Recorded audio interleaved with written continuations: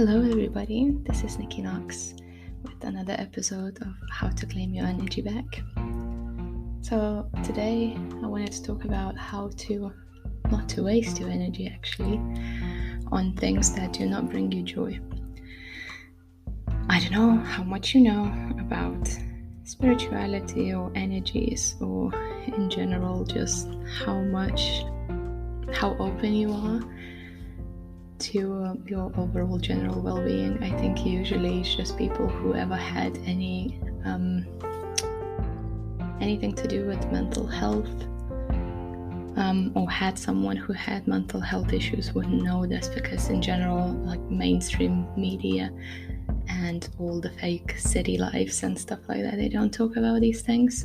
They actually encourage the opposite, to keep going. So in this episode, I want to talk about the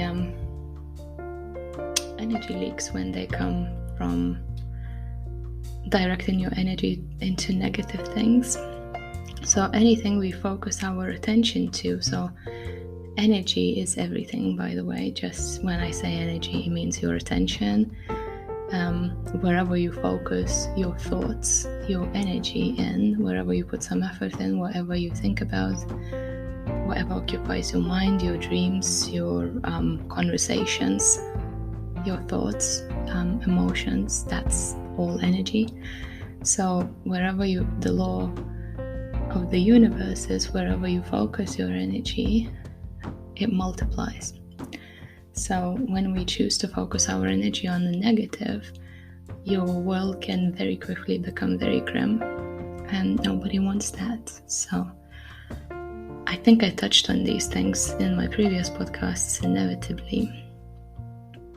But basically, when we follow social media, we watch the news, we have friends who are into politics and into just mass panic about how the crisis and this and that and that. Do you think, whether you're gonna worry and talk about it every day, it's still gonna happen, right? So why would you torture yourself? Just deal with it when it comes. It's good to be aware of it so you can prepare yourself, and instead of maybe getting that house extension, maybe wait a little to see how it's gonna go. So from awareness perspective, it's good. That's all you need to know. So crisis is coming. Maybe I shouldn't be borrowing hundreds of thousands or tens of thousands right now for something that's completely unnecessary. It's just kind of a luxury. So if tough times are approaching, maybe I should kind of just hold off on my luxurious plans. Maybe that would be a sensible thing to do. It's just you need awareness of it for common sense. that's all it is, so that you just you're not a complete alien around here. But when you're laying in bed and you can't sleep because you've been scrolling for 3 hours and on 87,000 different bloody topics, your mind is going, oh my god, I need to panic. So it's all triggers. Everything when you're scrolling on Insta, let's say, it's all triggers. Everything is something makes you laugh, so then you want to watch more videos of, I don't know, cats talking and stuff like that. Something makes you upset and triggers a fear in you. You need to go and research that. Something, there's a concert of your favorite artist coming up. Oh, well, you need to go and see where the tickets, if you can get the tickets, when's the next date. Maybe you should ping your friend to see if they want to go, blah blah blah. Maybe you should already book the tickets. And everything is a fucking trigger, and it's designed like that as well. So it's so much worse at night as well. So if you can't sleep, the last thing you need to do is grab your phone and start scrolling. If you are gonna grab a phone, put on a sleepcast that do the wind down, do breathing exercises. You're gonna be asleep in 10 minutes, 20 minutes. Not saying it works every time. Last night actually I couldn't sleep. My cat woke me up at 1:30. I couldn't sleep till 4:30. I just couldn't. Just like no phone, no nothing. It was just like my mind is overstimulated by my own bloody imagination. I'm just too happy. It sometimes is that. So I was scrolling a bit and I was like, oh oh my goodness, this consumes people, isn't it? Because I'm off social media for over a year. I should start saying a year and a half soon, I think. I'm just not there. I'm there to sometimes reply to people who moan at me, like my parents when I don't talk to them for 3 months. But the funny thing is, everybody's like, what's wrong? What happened? Nothing. It's just I have my own life. Thank you. So yeah, I live my life. I don't have to report to anybody about my life, do I? On a weekly basis, on monthly basis, on any bloody basis. We catch up, we have a chat, we talk about things, and we move on. Crack on with your own life. I just don't get it, that codependency with family or friends. I do have a few friends who do want that, but when you have that, especially those regular catch-ups and stuff like that, make sure you don't fall into a trap where you discuss all the negative things. So maybe you bonded with that friend. Maybe you made a new friend at the coffee machine in the office somewhere in the shared area, and the first topic you talked about was the financial crisis. So maybe that's what your friendship is based on almost. So every time you meet them, you now talk about bloody financial crisis and interest rates going up and shit. I know you have a new friend, love, but Jesus, man, just talk about something positive, maybe. Why would you? So how does that conversation make you feel if you go out for lunch with that friend and you talk about all of these things? Do you come back all sparkly and happy and bubbly because you had a good laugh and stuff like that? Or did you just moan about things? Even if you laugh about, even if you laugh it off, oh, life is miserable, fuck it, might as well just get drunk at lunchtime. Even if it's that, it's then even more toxic because you just make it, you kind of dress it as it's a no biggie. It is a biggie still, it's bothering you. You know what I mean? Why do this to yourself?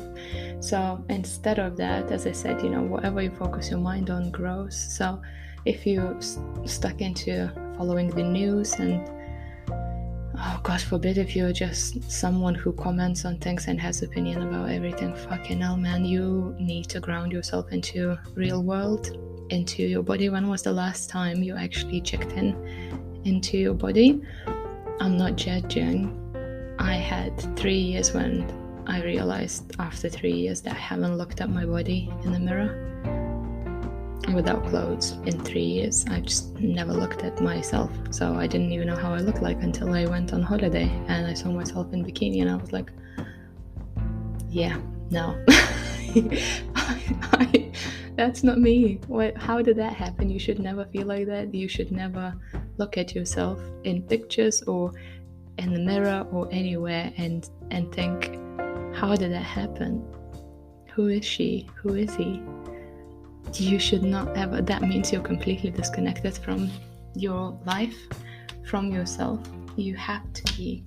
That's why yoga and Pilates, they are so popular. They actually, you check, or even any sports, when it's that mind muscle kind of approach, where you actually really focus on whichever muscle group you're training at that moment. So if you're doing squats, you're thinking about your glutes and you make that mind body connection. When you get down in the squat position, you really feel that stretch. So you're there, you're not thinking about anything else, you're actually present there.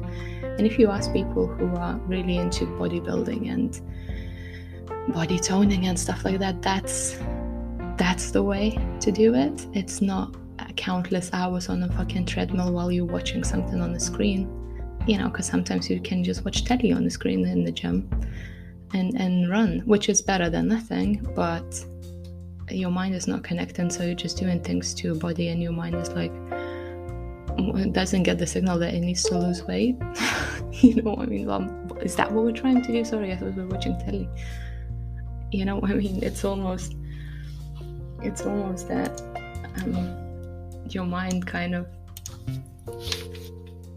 is so disconnected that you're not, that's one of the reasons why you're not seeing the results that you're trying to achieve. So if you're at the gym, You're there to train, right? Why would you try and distract yourself from that? You know what you came there for. You know what I mean? It makes no bloody sense.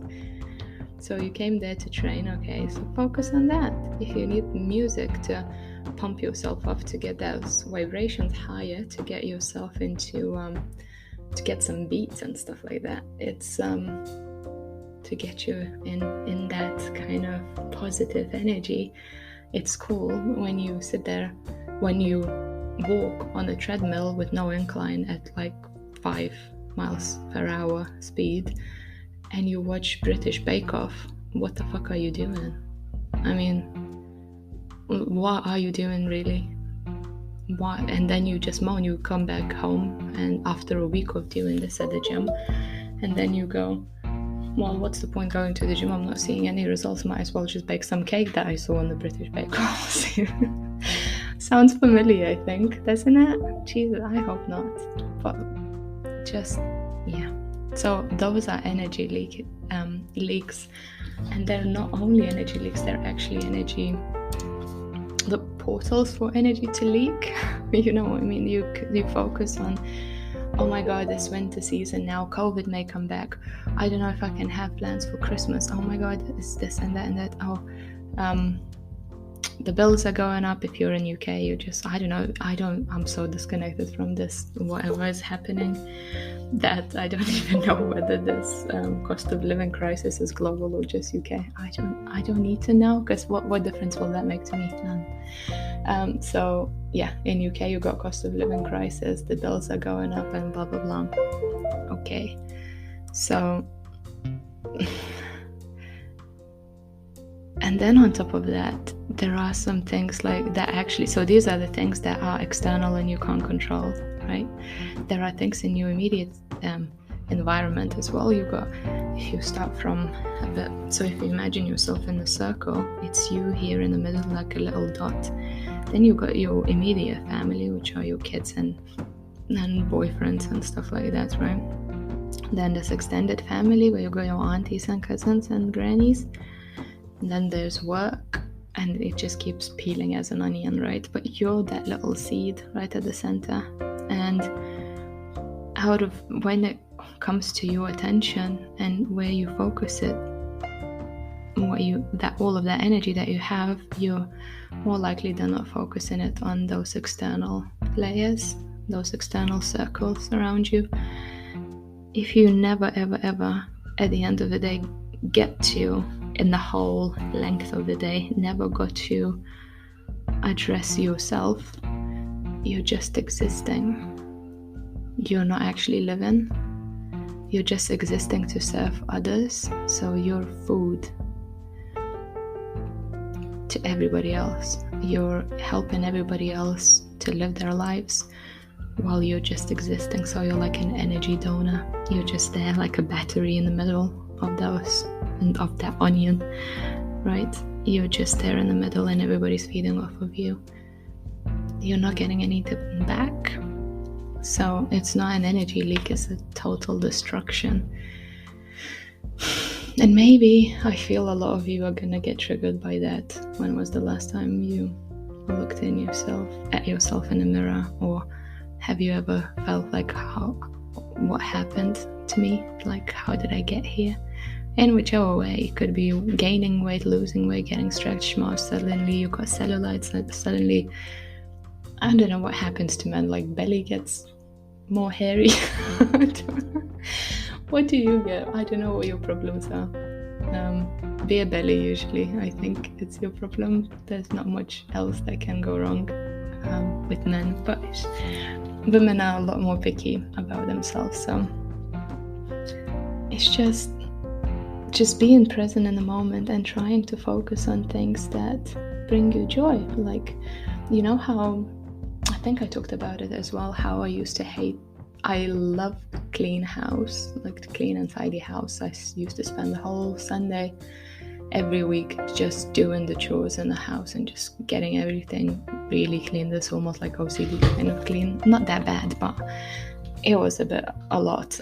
It would be like a capital cleaning every Sunday, and it would take the whole day. And I was like, And then Monday hits and you're knackered because Saturday was all for shopping and doing other things and cooking, and Sunday is cooking for the week ahead for you and your partner, and it's cleaning and everything. And then Monday hits and you're knackered because you never had any time for yourself, because it's all chores.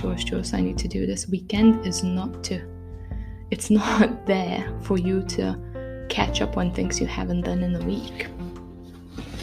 It's not that. If you didn't get to do those things in a week, it's done. That's why it's called working week. It's like at work, you've done what you can, and in the time you had, or even to get things over the line, you stayed longer, right, to get them out of the way so that you can switch off on the weekend. It's the same with personal life.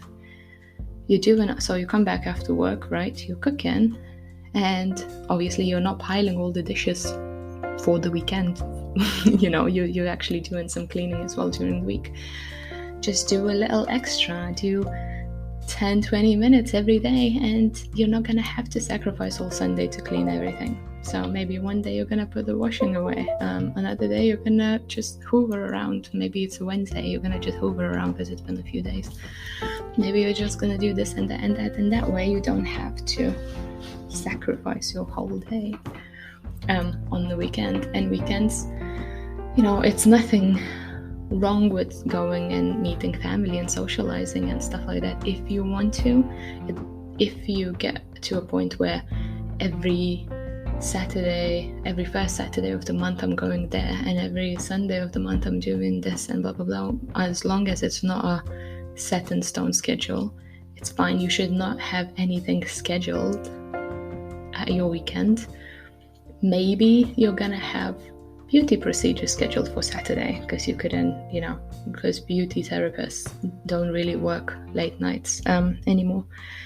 So maybe you have some beauty procedures. That's fine because it's self-care, isn't it? So as long as it's you, right? It has to be about you. Weekend has to be about you. And yes, a lot of people are gonna say, you live in La La Land, I can't just drop everybody. How is it gonna be like, if my kids are gonna I can't just tell my kids, mommy is going to just sleep in and just do this and that and that. Yes, you can. And also, what is your hubby doing?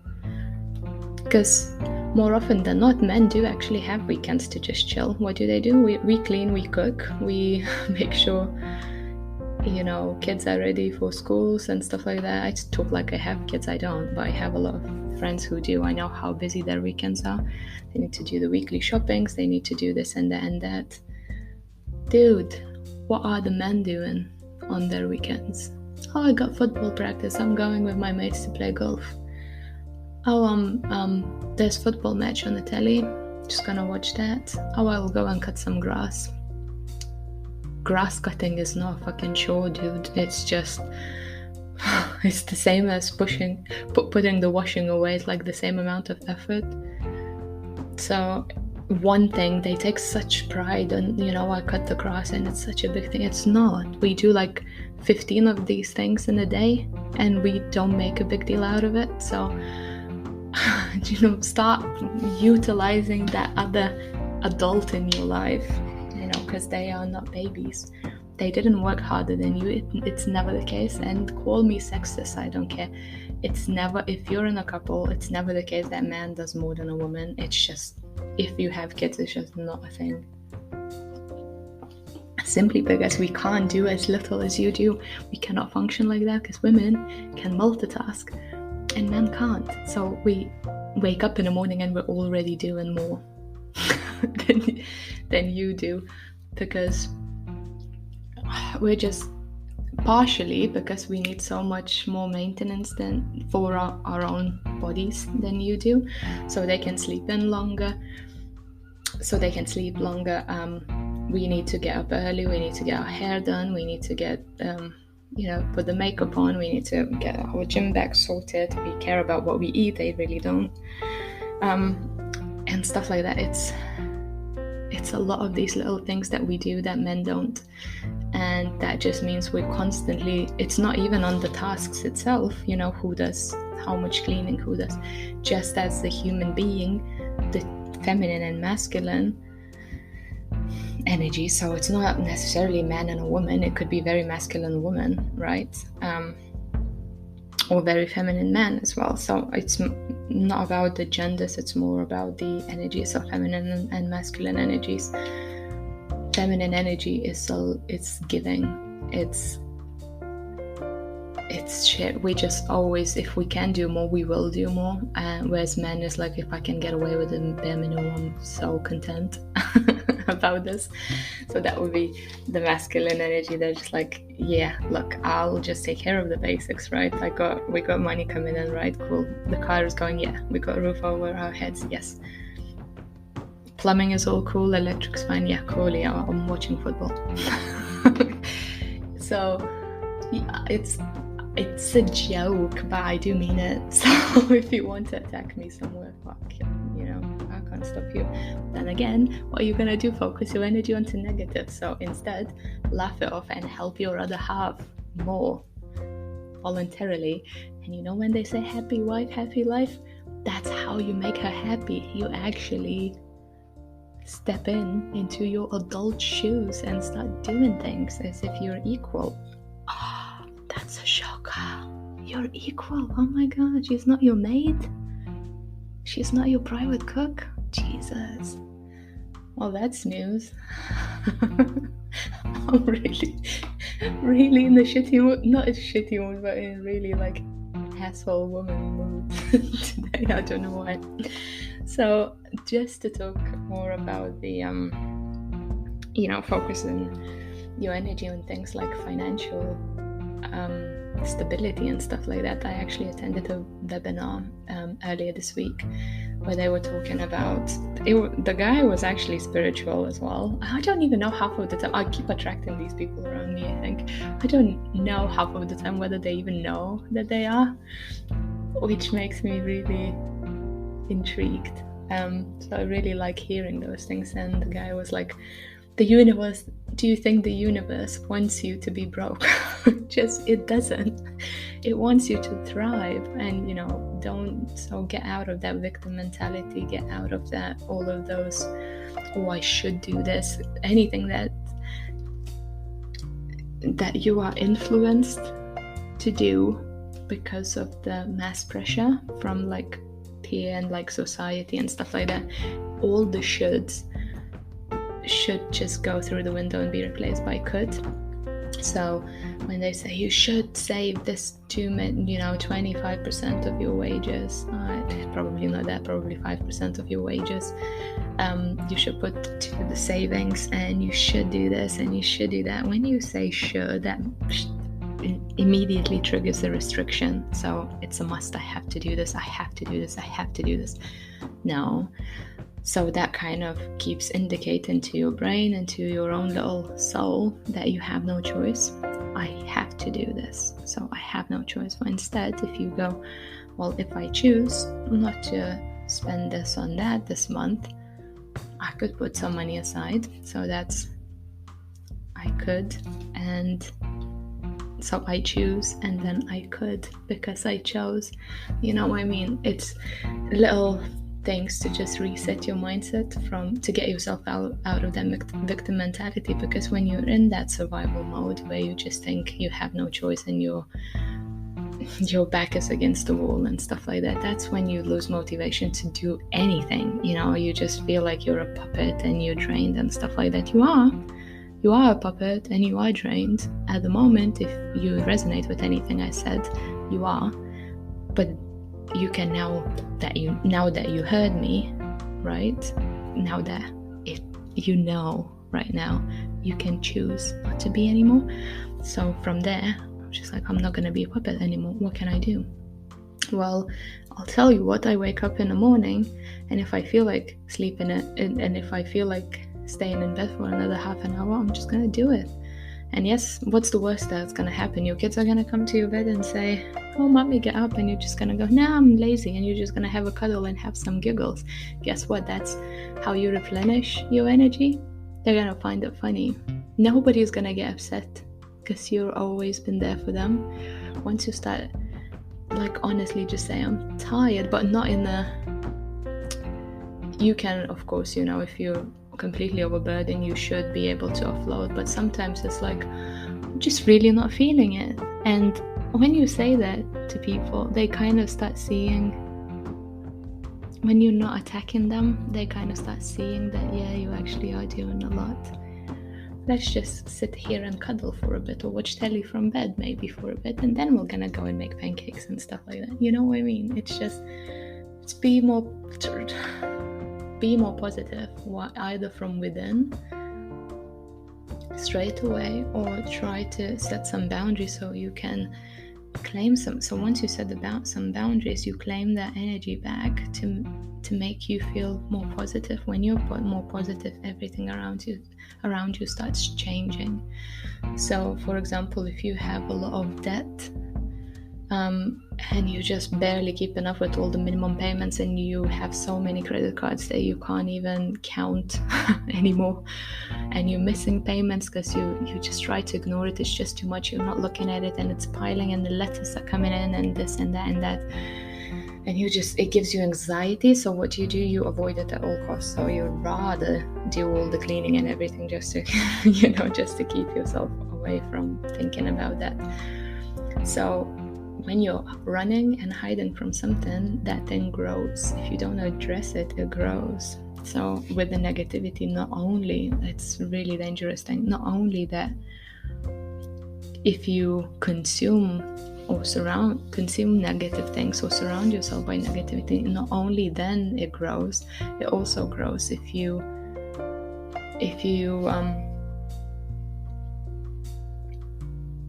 because of that you make some not so great choices that are not something that you actually need, but they were influenced by others.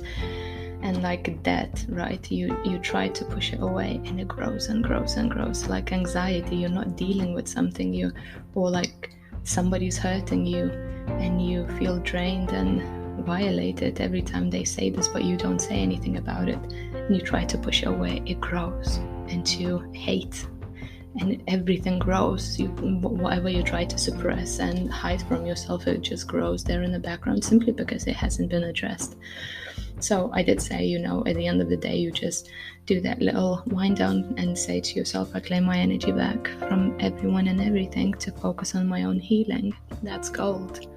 Because that means every single night you actually address where your energy is, or filing your thoughts. As I said, you close your eyes and you let your thoughts flow, and you just go emotion or feeling, emotion or feeling, emotion or feeling, and you're gonna fall asleep. These they don't cost anything. It's just nothing. It's all talking to yourself in your head. That's it. That's all. That's that simple, and it would change your life. So when it comes to money and that, if you just sit down one day, grab a cup of coffee or a bottle of whiskey if the situation is really bad, while you can still afford it, grab a whiskey, I would say, and just really, really write everything down. Just go on each of your accounts and get all the balances you owe, what's the monthly minimum payment, and just work out how big your debt is. What is the total sum of all the minimum payments that you have to make? If you need help at that point, because you will see it's unrealistic, get yourself on a plan or something, get some help. Don't hide from it.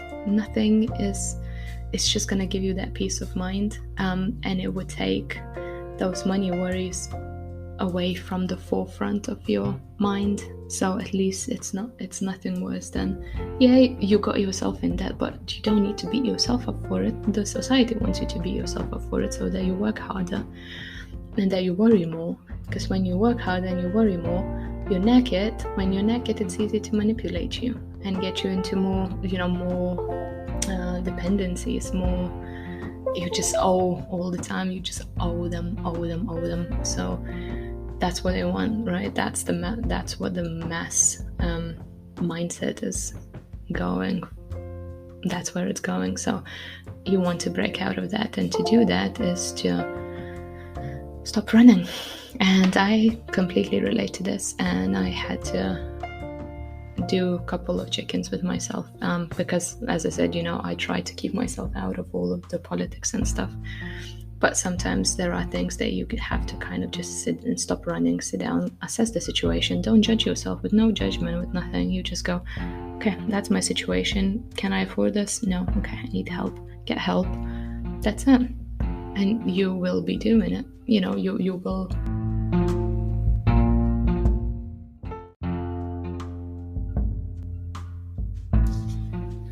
will be changing something in your life for the better.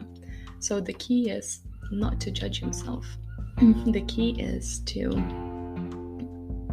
just take accountability for your own actions. I'm gonna keep banging on about this. Yes, you have to draw boundaries to claim your energy back, but you also have to take accountability of the things that are actually yours to take accountability for.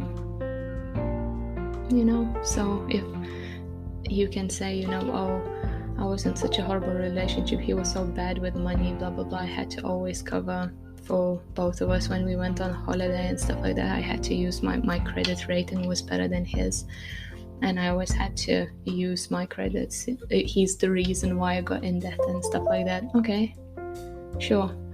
Also, you allow that to happen. So if you allow something to happen, you need to, you know, if all of those bad things that were happening to you, you allow that to happen because you were insecure, why would somebody put up with this kind of behavior? Why would somebody feel like they need to work 3 jobs to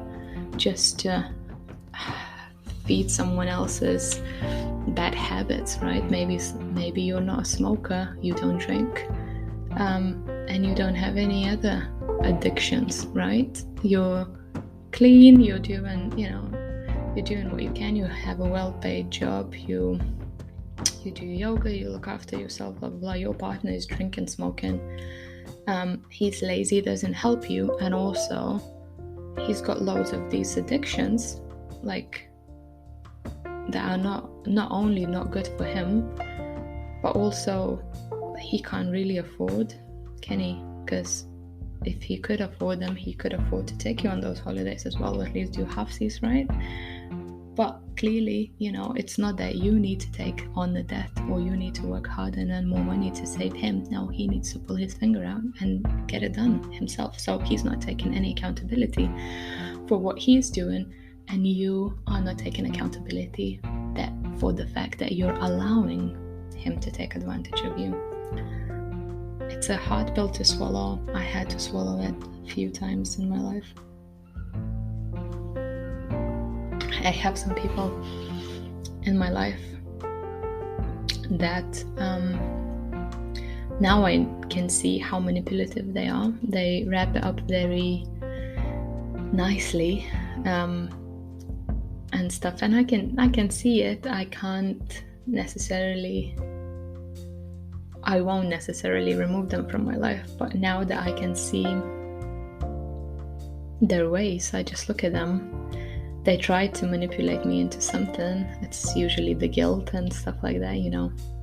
It's like, you know, you go and see, you got auntie and a cousin living in the same town, and you go and visit one and not the other, let's say, right? They're gonna try and guilt trip you. You were just 2 houses away, I can't believe you didn't come, blah blah blah blah blah blah. So, you know, that would be a most obvious kind of guilt tripping into coming in, seeing me, and then you go to see them after all of this drama. They got nothing to say. It was just the fact that they had something to moan about. It somehow hurt their ego that you went to the other person and not you, and not them, as if you kind of made them feel like they're less important. They don't actually have anything to say to you, or they don't want to hear anything about you either. You just went there, you know, rearranged your whole schedule because they were completely pulling on your heartstrings and making you feel bad about it, when to actually reshuffled everything to make it happen. You go there and it's like, what am I doing? It's just like, what was the point? Why did you create all of this stress and all of this chaos? Just like, what am I getting out of it? Nothing. So what the fuck was that? You just kind of sometimes have to people just do things out of guilt, and other people that it's just no rhyme or reason to why we do things. Sometimes it's just idiotic. I think that was a good example of how idiotic life can be if we're not conscious enough about it. So I don't know, it's tricky when you set the boundaries up. You get some energy back, but I don't know how. I don't want to be too hard on people, but I don't know any other way how to say it, that even in that example, right, you allowed it to happen, right? So you think that person is horrible and I'm never gonna go there. Yeah, you will, because they're gonna do the same again and you're gonna go again, because you allow people to guilt trip you into things. You don't have to go and visit anybody ever, unless they're dying, basically. If people are doing fine, it's fine. If you're going to visit them, make sure you're having fun, right? I'm not saying it needs to be an occasion, but there's you get their full attention, they get your full attention. It's an actual catch-up, it's an actual exchange of life experiences. It's nice, isn't it? It's bubbly, whether you're drinking or not drinking, and you don't go there to just have a tea as a check-in. I don't understand those check-ins. It's idiotic. Why? If something is really, really good, invite me, let's celebrate it. If something's really, really bad, do you want to talk about it? Let's talk about it. But the point is, meeting and giving your energy to other people should be on the basis that you have my full attention on both sides. And when you have full attention on both sides, the conversation actually adds value, and it could be very healing and comforting and strengthen your bond, and it could raise your vibrations. It could get your vibrations down as well if the person is down. But if you're strong enough and not depleted by all of those check-in guilt trip meetings, you would probably find a way to make that person feel better. And then if you get home after that, after you helped somebody, if you claim your energy back, you will be fine the following morning. So it's just all about stopping people right here, right now. Look for ways how you can stop people from draining you, and then by setting the boundaries and putting yourself first. And then also, once you're comfortable at this, don't do everything all at once. It's not gonna last and you're gonna fail. But little by little, maybe you just stop saying yes to everything. I have a friend who's terrible at this. Actually, several friends, they just drive me nuts. It's I'm not gonna talk to that person anymore because it's bad for me, blah blah blah blah blah. Next thing I know, you're gonna tell me off. What have you done? I went out to the cinema with him. Oh, for fuck's sake, why? Well, I wanted to see a movie and he wanted to see a movie. Really? Just fuck off. You know what I mean? It's come on, you're better than this. It's bad for you. Why are you doing? Why are you dancing around this? Stop it. It's just so. That's an example of how you're not taking accountability. You just go, oh yeah, it was just the circumstances kind of brought us together. No, they didn't. No. A lot of people want to go to cinema. I would have gone. You didn't call me, did you? It's just try and be a bit more conscious. So the first step is, as I said, at least, the very, very least, go to the shower at the end of the day, or lay in bed at the end of the day and just claim your energy back. Just consciously imagine imagine how many people are attached to your energy, right? So just, you don't have to imagine all of them. So just as these little strings or cords going outside of you, as I said, you're a battery, right? And you're a USB port, charging port, and you have loads of plugs. Unplug. You don't even need to identify them all. You just go unplug, and just go around. I don't know what kind of shape charger you are. I'm always rectangular.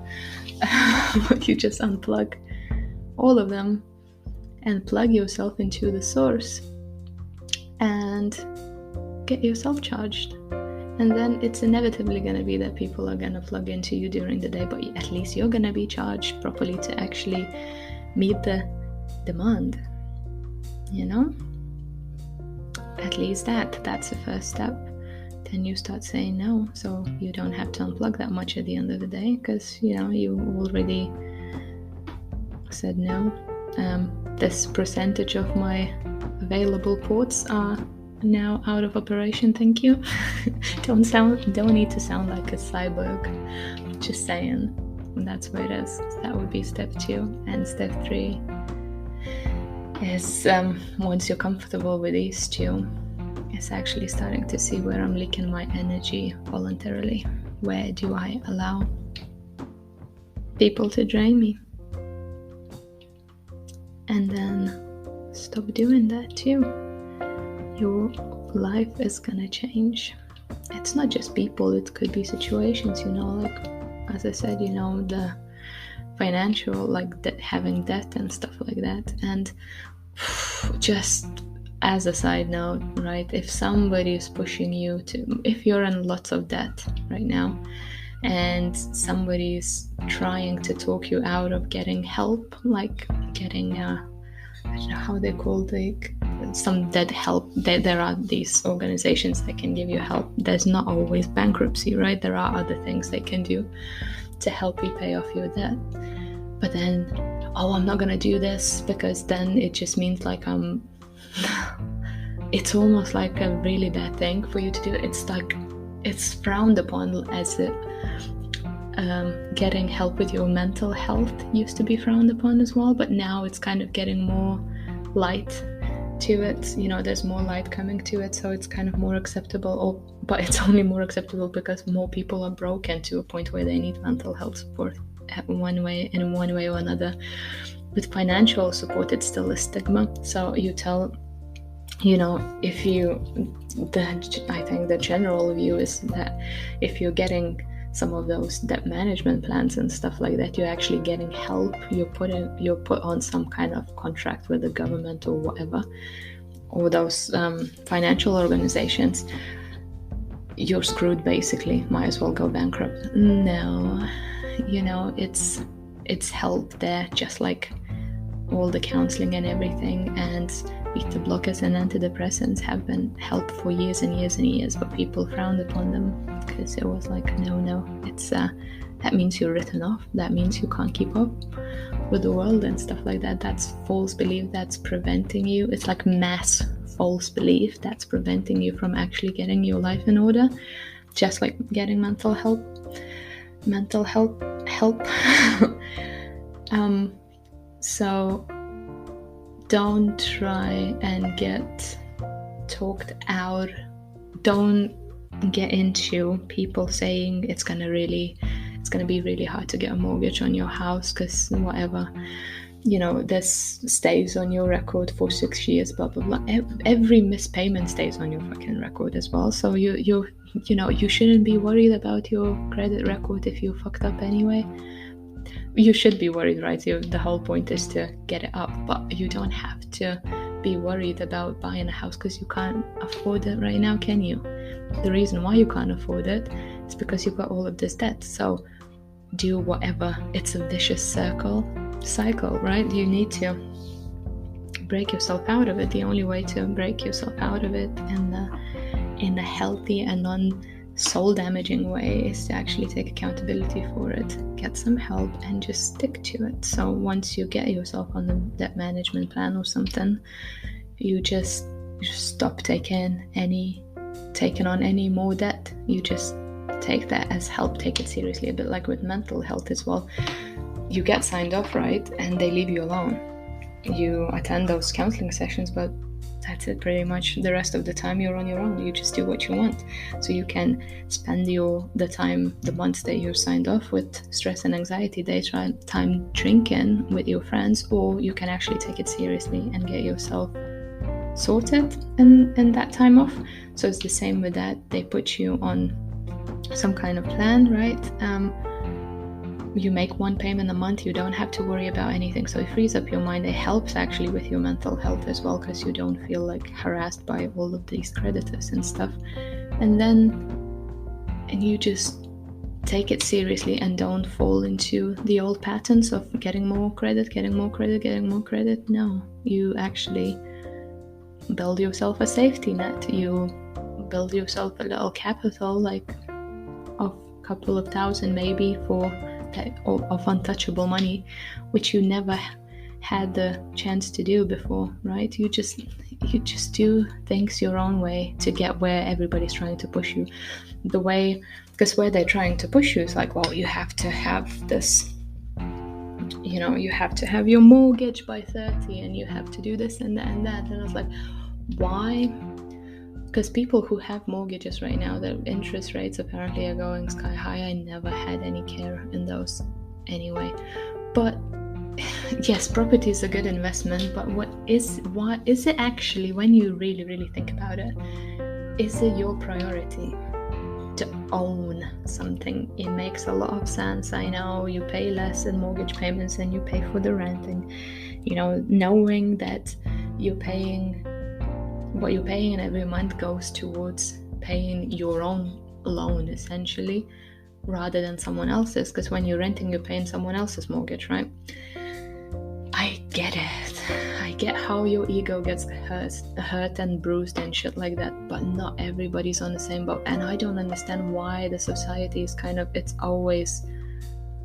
it pisses me off how limited it is. And as I said, my whole point of this channel is to talk to people who are neither completely broken, neither really zen and just got everything figured out. What about those people in the middle? There's no room for anybody in the middle. So we only talk about really, really bad cases or really, really good cases, and nobody's talking about people who are just doing well. So effortlessly, even how do you do this effortlessly? Like, how do you maintain your body weight the same basically throughout your whole life? So you don't have to diet, you don't really have to intentionally go and exercise, otherwise you're just gonna slip off the wagon again. How do you develop those good choices? Blah blah blah. We don't talk any good practices. You kind of just look at them as la la land. And now a lot of people, again, a lot of people, me included, I don't hide that I'm talking from the spiritual place, that I am connected to spirituality. That's what it drives me forward. It just everything started making sense simply because I always frowned upon all kinds of beliefs, but I just didn't know enough about them. So I didn't know the difference between spirituality and religion, for example. So I was like, religion, seriously? Just no.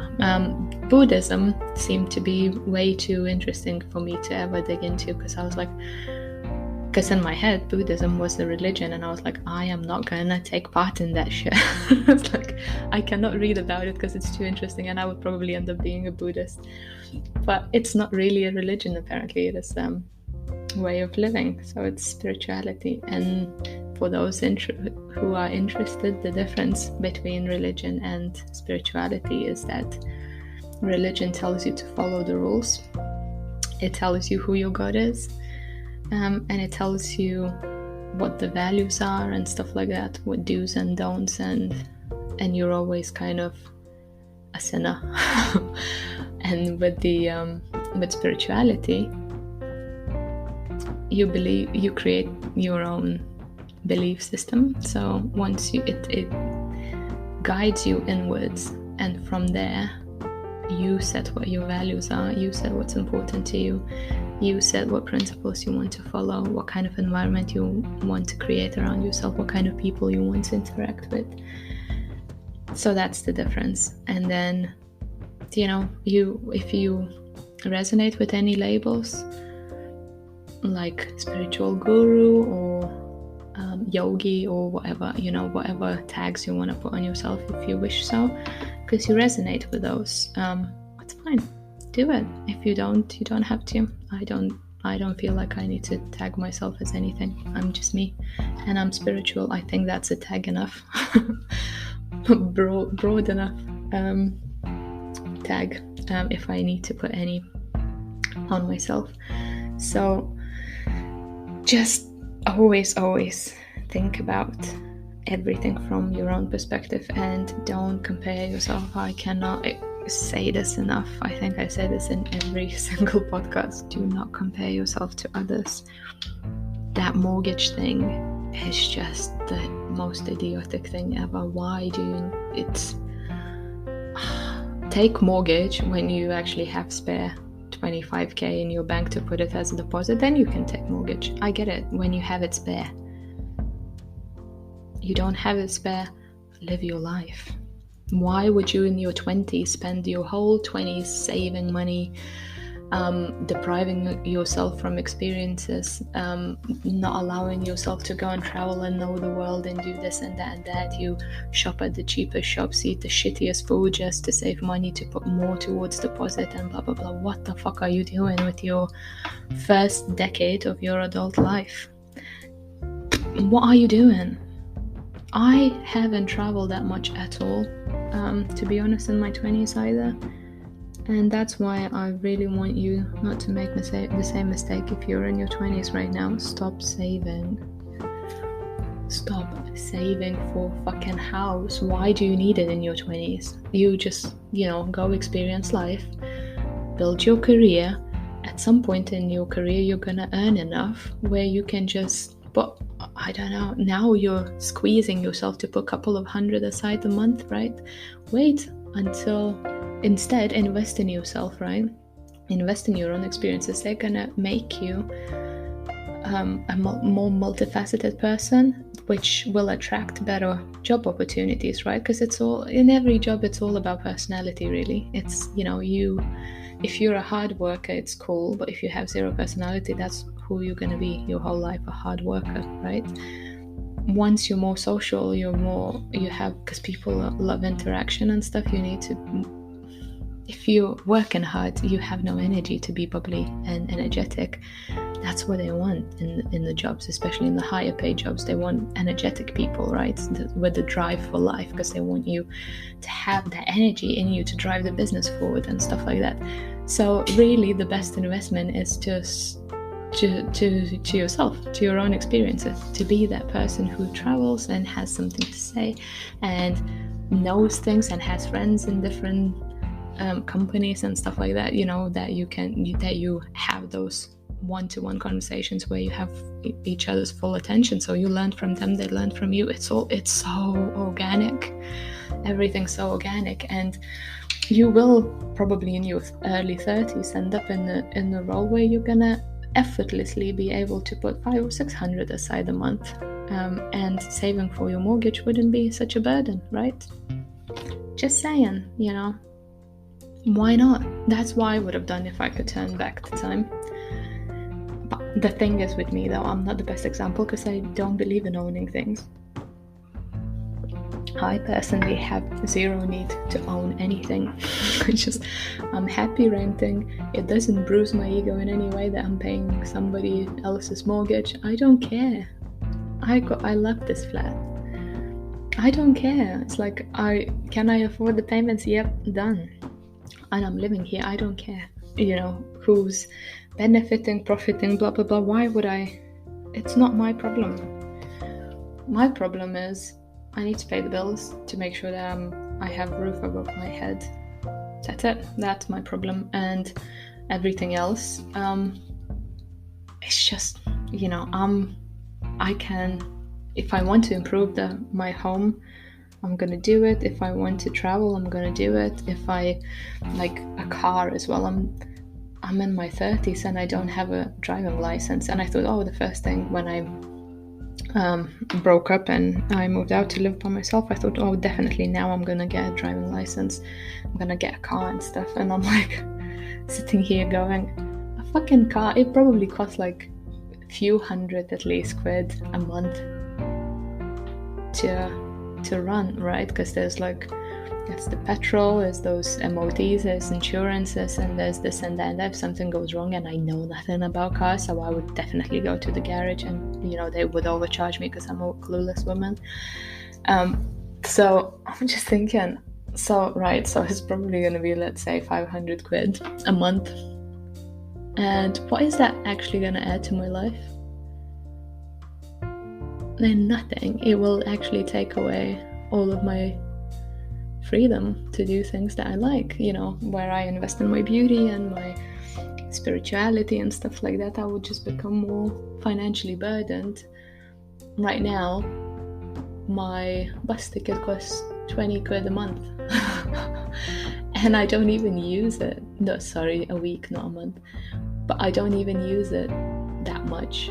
And when I do, it's kind of because where I live, it's not actually needed. But maybe it's because people who live a lot closer to the city, because I'm in the outskirts, people who live a lot closer to the city, they find it impossible not to have a car, but it's because they're used to it, and I'm the other way around. So if I was used to having a car since teenage years, it would, you just grow up with that kind of aspect in the budget. I need to put money aside for the car and stuff like that, and I haven't. So for me to now take on that kind of responsibility, and I'm like, well, I only wanted a car so that I can, when it's raining, I can go to the gym. When it's really early in the morning, I can go to the gym, but then you pay for parking and shit. And then really I want to do some trips. I would travel more around the country if I had a car. But then I could equally not travel around the country and put some money aside and travel abroad instead, where I can go on these guided trips and stuff like that, and just people take me to places, or I just go to places and stuff like that. So, what on the ground, when you put everything on the scale, is it worth for me getting a car? No, it would probably do more damage to my financial stability and to my mental health as well, because it's just although I do feel like right now I would be unlike before, because I was pressured to get a driving license, but right now I kind of feel it would be for me, but then I also feel like it's not the right time. I just don't feel it. I just don't feel it right now.